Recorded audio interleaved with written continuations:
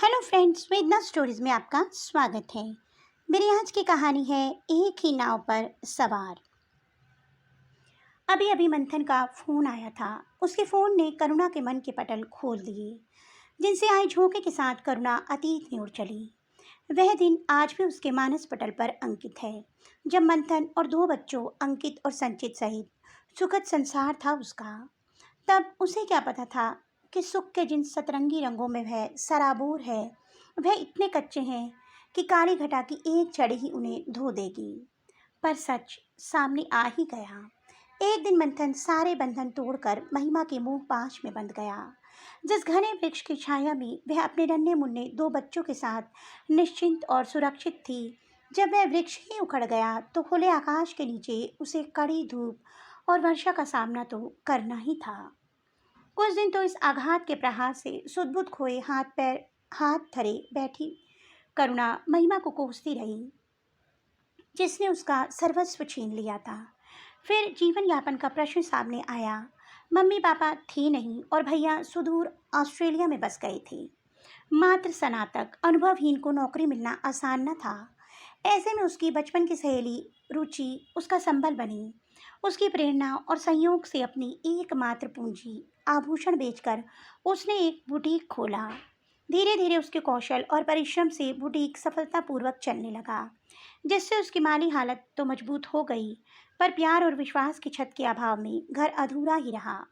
बच्चे जब भी पापा के लिए मचलते, करुणा महिमा को शापित करती, जिसने इन निश्चल बच्चों से उनके पापा की छत्र छाया छीन ली थी। उसका दिन बच्चों के पालन पोषण और बुटीक के कार्यों में कब बीत जाता उसे पता ही न चलता। पर रात्रि के अंधकार में जब वह सैया पर लेटती तो अनायास यह कल्पना कि मंथन की बाहों में महिमा होगी उसे विचलित कर देती, और वह अपमान और घृणा से झुलसती हुई तपती सैया पर करवटों में ही रात काट देती। उसे मंथन का प्यार, मनोहार और प्रणय याद आता। उसे विश्वास ही न होता कि जो व्यक्ति उस पर इतना आसक्त था वह कैसे इतनी दूर चला गया। वह इसे निष्कर्ष पर पहुंचती कि सुदर्शन और उच्च पदासीन मंथन को महिमा ने अपने तिर्या चरित्र से फंसा लिया होगा। पर उसकी आस का दीप अभी बुझा न था। उसमें एक लौ अभी भी प्रज्वलित थी, जो मंथन के लौटने का विश्वास दिलाती थी। इसी आशा में वह आए दिन उपवास करती, मन्नतें मानती।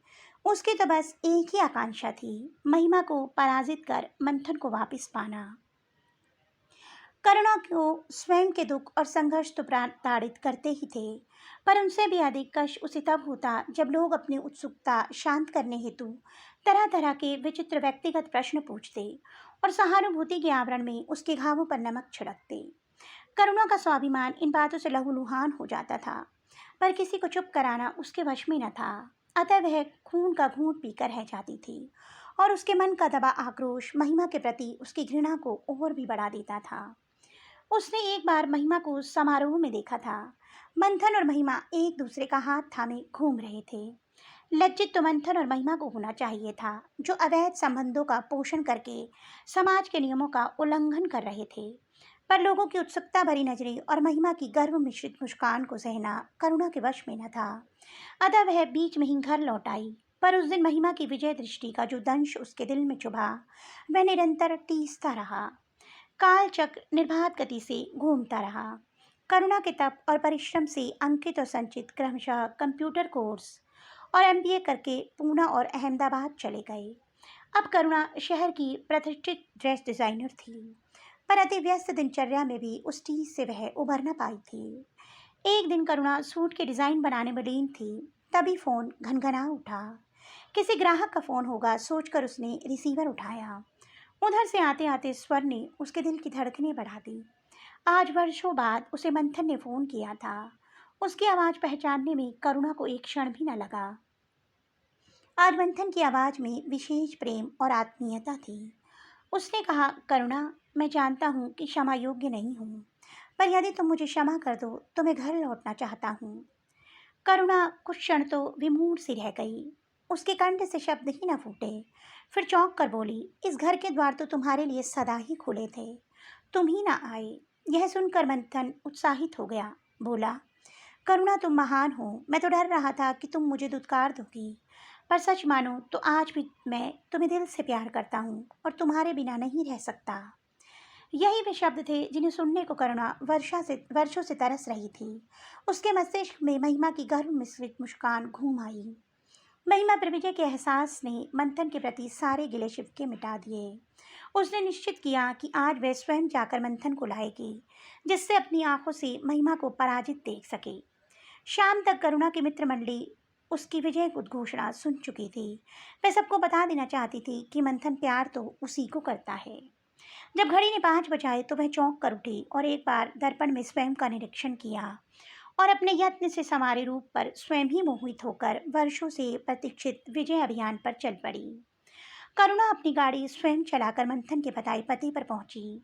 मंथन बाहर ही खड़ा बेचैनी से उसकी प्रतीक्षा कर रहा था, पर करुणा को तो महिमा का पराजित रूप देखना था, लिहाजा वह स्वयं ही अंदर चली गई। हताश महिमा निढाल सी बैठी थी। उसके सूजे लाल नेत्र उसकी व्यर्थता का वर्णन कर रहे थे। करुणा को देखते ही महिमा रो पड़ी। करुणा जी, मैं आपकी अपराधी हूँ, पर सच मानिए, जब मैंने मंथन से संबंध बनाए तब मुझे पता भी नहीं था कि यह विवाहित है, और जब पता चला तो बहुत देर हो चुकी थी।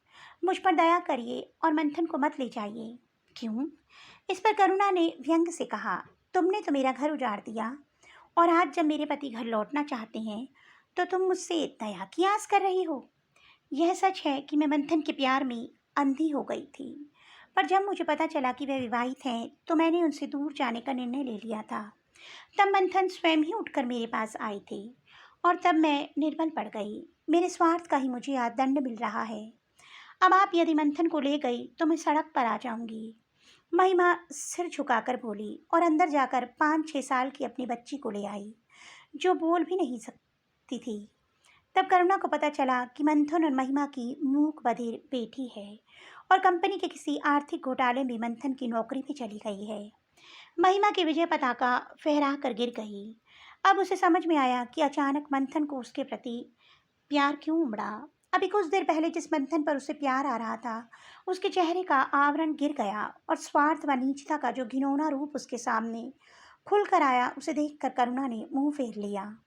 जिस महिमा को नीचे दिखाने का उसने वर्षों से सपना संजोया था, अब वह स्वयं उसको प्रतिरूप लगी, और उस बच्चे की यातना करती आंखें उस दिन के सहमे सुकड़े अंकित और संचित दिखे। आज उसे अनुभव हुआ कि वह और महिमा तो एक ही नाव पर सवार हैं, जिन्हें डुबोने वाला मंथन है। वह व्यर्थी वर्षों में महिमा से घृणा करती रही। सच तो यह है कि मंथन न उसे प्यार करता है और न महिमा को। वह तो बस स्वयं को प्यार करता है और निजी सुविधा अनुसार प्यार का पात्र चुन लेता है। करुणा के हृदय में जागृत प्रेम स्रोत हिमखंड बन गया। वह दृढ़ता से खड़ी हुई और बोली, महिमा, अगर तुम्हारी आंखें खुल गई हों तो चलो, मैं तुम्हें अपने बुटीक में काम देकर जीवन यापन योग्य बना दूंगी। फिर वह मंथन की ओर देखती हुई बोली, आज के बाद हमारी नाव डुबोने वाला डूबेगा, हम नहीं। महिमा वास्तविकता के धरातल पर आ चुकी थी, अतः अपने भविष्य की सुरक्षा हेतु वह तुरंत करुणा के साथ चल दी। मंथन अविश्वास से लुटा हुआ उन्हें जाते हुए देखता रहा। तो दोस्तों, आपको मेरी कहानी कैसी लगी कमेंट बॉक्स में अवश्य बताइएगा। साथ ही कमेंट बॉक्स में ये भी बताइएगा कि क्या करुणा ने जो किया वह सही था? क्या उसे मंथन को माफ़ कर देना चाहिए था? जल्द ही एक नई कहानी के साथ मिलूंगी, तब तक के लिए बाय बाय।